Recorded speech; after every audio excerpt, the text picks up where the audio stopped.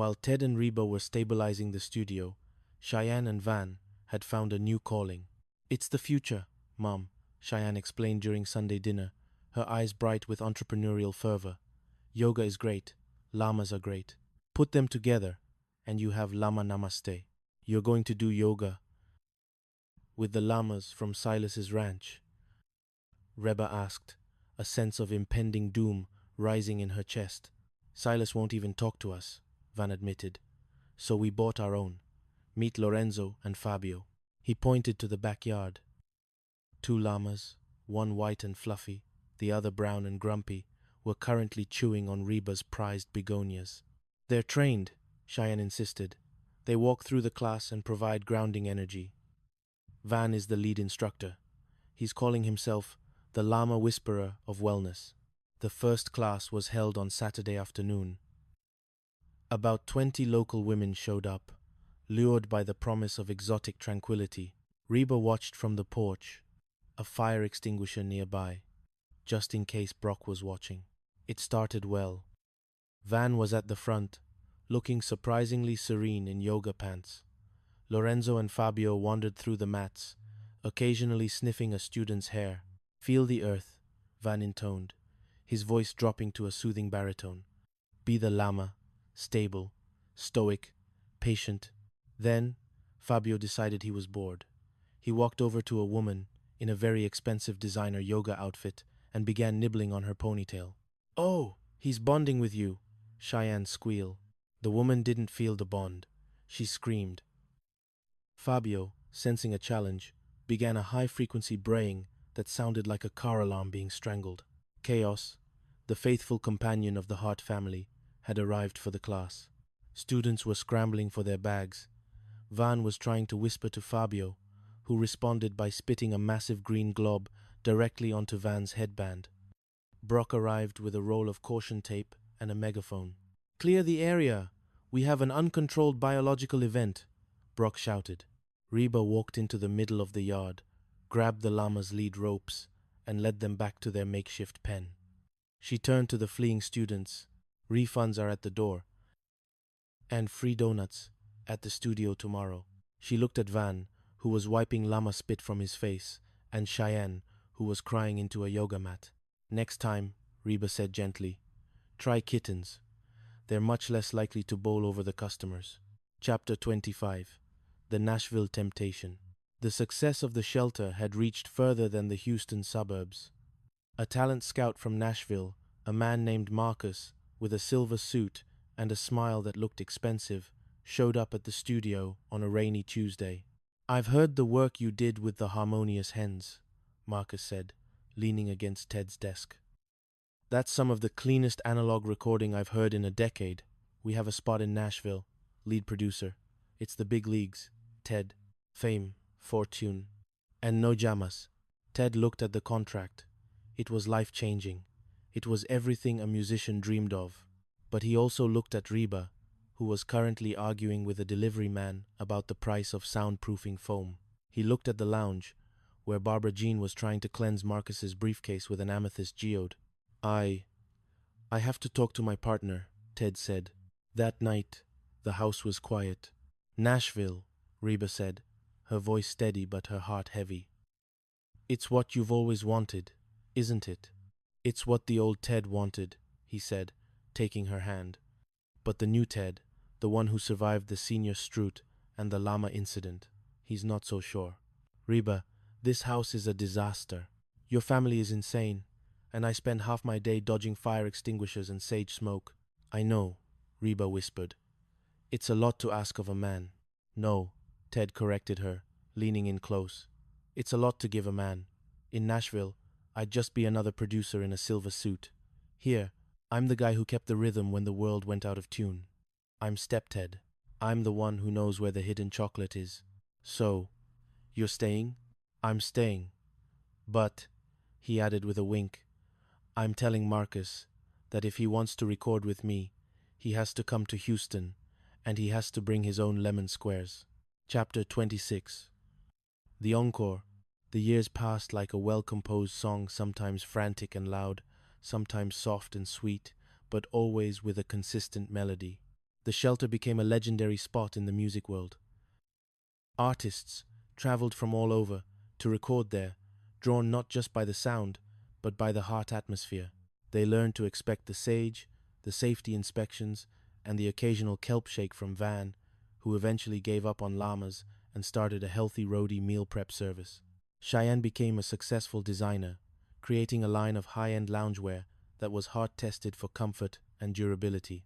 Jake grew up to be a lawyer, the first one in the family who didn't spend his time in a courtroom as a defendant.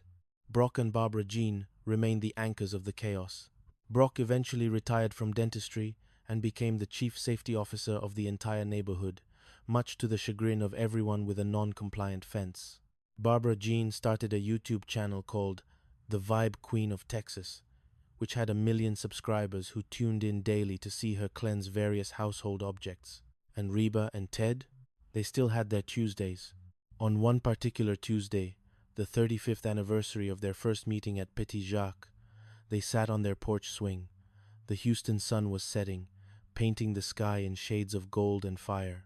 "You know," Ted said, strumming a soft chord on his guitar, "I never did get to ask you that Russian princess question." "The answer is yes," Reba laughed. "I am a princess. Of a very loud, very disorganized, very loving kingdom. The best kind," Ted said, leaning his head against hers. They sat there in the quiet, the rare, beautiful quiet that they had built together. Reba Hart looked out at her world. Her roots were still planted in the past, but her life was blooming in the present. She was a mother, a wife, a business owner, and a fighter. She was a survivor. And the best part of the song was that it never truly ended. It just went into an encore.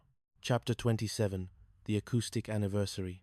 The studio was approaching its 10th anniversary, and the town of Houston was buzzing.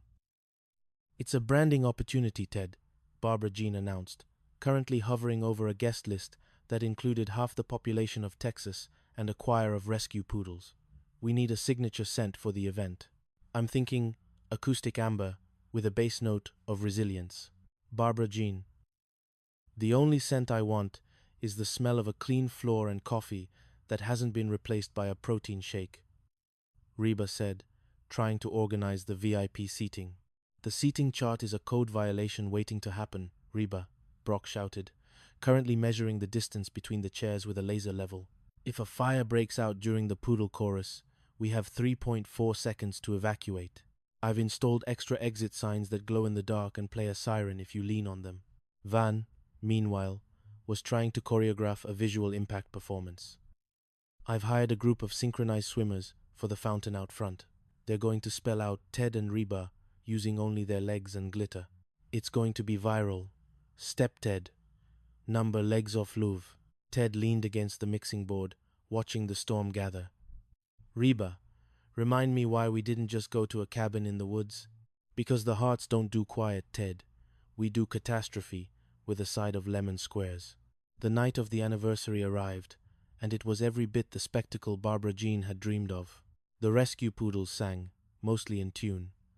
The synchronized swimmers survived the glitter, and the fire extinguisher only went off once when Brock mistook a fog machine for a grease fire. In the middle of the noise, Reba found herself standing on the edge of the crowd.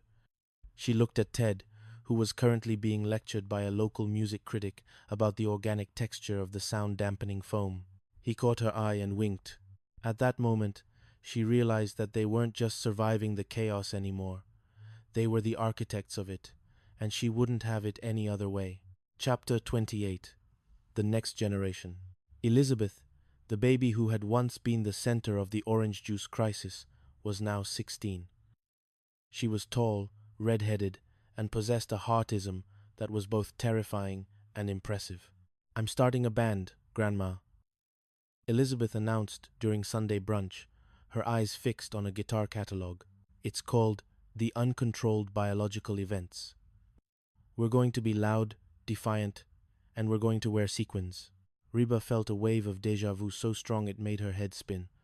"Elizabeth, that's a very descriptive name. Have you talked to Step Ted about the sound?" "I don't need sound advice, Grandma. I need a roadie. I've already hired Uncle Van. He says he's going to build me a speaker cabinet that doubles as a treadmill. Van, sitting nearby, nodded proudly. It's about sonic stamina. Mrs. H. Elizabeth is going to be the first musician to run 5 miles during a 3-minute solo. Reba looked at Elizabeth.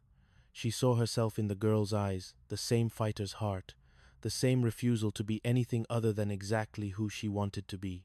But she also saw Cheyenne's flair and a bit of Brock's stubbornness. "What does your grandfather think?" Reba asked. "He's currently in the garage building me a stage that can withstand a Category 4 hurricane," Elizabeth said, rolling her eyes. "He says uncontrolled is a code violation, so he's trying to install a governor on my amplifier." "Good luck with that," Reba laughed. That night, Reba sat on the porch with Ted. "She's going to be a handful, isn't she?" "She's a survivor, Reba," Ted said, strumming a soft chord. "It's in the blood. And besides, I think the uncontrolled biological events is the perfect opening act for the harmonious hens."